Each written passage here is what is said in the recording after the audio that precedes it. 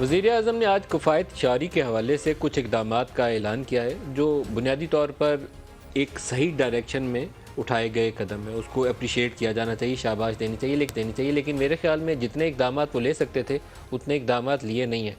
ये 4-6 माह इनकी मुद्दत बाकी है असम्बलीज़ की, तो बहुत ही मुनासिब होता है कि शहबाज शरीफ साहब इस बात का ऐलान करते कि हम ज़ीरो कॉस्ट के ऊपर इस पार्लिमान को, सिर्फ काबीना नहीं, इस पार्लिमान को ज़ीरो कॉस्ट के ऊपर ऑपरेट करेंगे।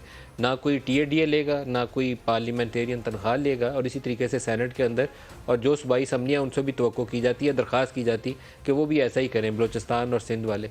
ये वो तरीक़ाकार था जिसको लेकर ही आगे चलते और तमाम गाड़ियाँ विड्रॉ करते, सिर्फ लग्जरी कार्स नहीं, तमाम गाड़ियाँ विड्रॉ करते। और इनके सारे अच्छे खासे हैं, खुशहाल हैं, माली तौर पर मुस्तहकम लोग हैं, जो काबीना के अंदर भी हैं और पार्लियामेंट के अंदर भी हैं। वो 4-6 माह अपनी गाड़ियाँ चला सकते थे, और यही एक वो मैसेज था जो लोग देखना चाहते हैं। इसी तरीके से जो प्लॉट्स की अलॉटमेंट है, जिसके ऊपर ये फैसला किया गया कि किसी सरकारी अफसर को एक से ज़ायद अलॉट नहीं किया जाएगा, इसके लिए भी कोई मुद्दत होनी चाहिए कि कोई 25 साल की कम से कम जिसकी सर्विस हो उसको मिलेगा। और इसका इतलाक़ सिर्फ सिविल सर्वेंट्स के ऊपर नहीं होना चाहिए, बल्कि फ़ौज और अदलिया के ऊपर भी होना चाहिए। और उसकी पूरी फ़हरिस्त जो है वो पब्लिकली अवेलेबल होनी चाहिए। खुफिया तरीके से किसी को 3-4 प्लॉट लॉट नहीं होने चाहिए। एक सर्विस में अगर किसी ने 25-30 साल की सर्विस पाकिस्तान के लिए की है, उसको आप एक प्लॉट देते हैं रहने के लिए, ये तो बात ठीक है, लेकिन अगर उसको 3-4 प्लॉट मिले हैं, बना बनाया घर मिला है, रिटायरमेंट के ऊपर ज़मीन अलॉट हो गई है, तो वो ठीक नहीं है। फ़ौज के सरबराह जनरल परवेज़ मुशर्रफ से बाद पहले किसी के ऊपर ये इशू नहीं था। उसके बाद वो गुड सिग्नेचर प्लॉट का एक नया ट्रेंड शुरू हुआ है, जो मेरे ख्याल में एक अच्छी रवायत नहीं है। मौजूदा आर्मी चीफ़ को उसको रिवर्स कर देना चाहिए।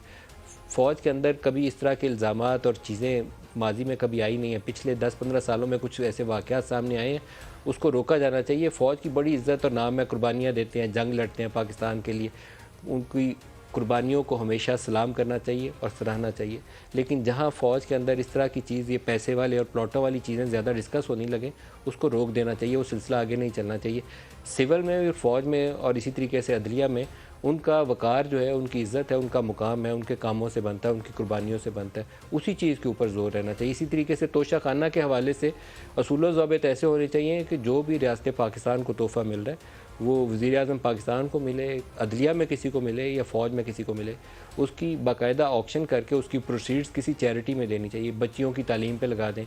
बहुत सारे ऐसे यतीम खाने हैं, वो ऐसे बच्चे हैं जिनको कहीं और से वसीला मुयस्सर नहीं है, ना रहाइश का, ना खाने का।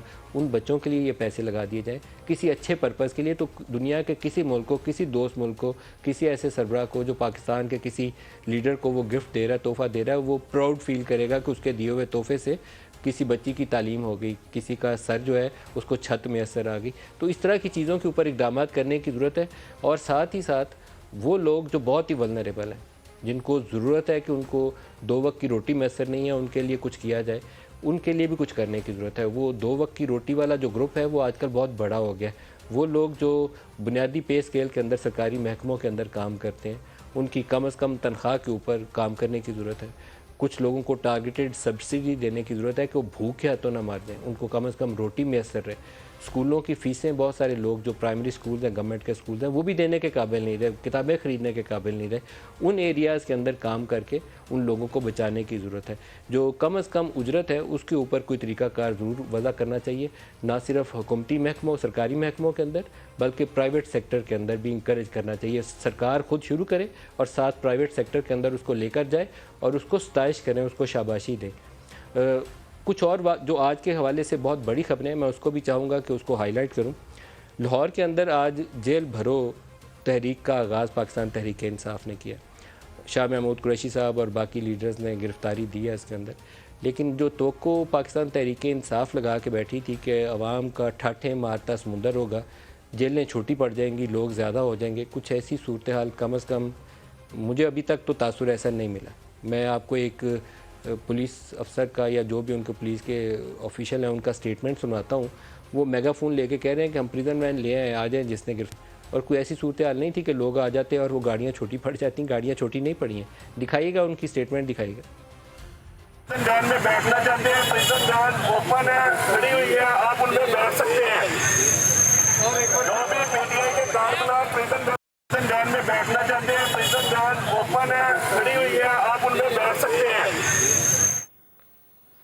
तो तहरीक इंसाफ अपनी प्रोटेस्ट पॉलिटिक्स जारी रखे, लेकिन मुल्क के हालात को देखकर इंतखाबात का मुतालबा सियासी जमातें करती हैं, उनका भी जायज़ हक़ है, उसको मुतालबा भी करना चाहिए, एहतजाज भी करना चाहिए, रैलीज़ भी करनी चाहिए, लेकिन मुल्क के हालात को देख के अपनी स्ट्रेटजी के ऊपर अमल पैरा हो, उससे हट के ना हो।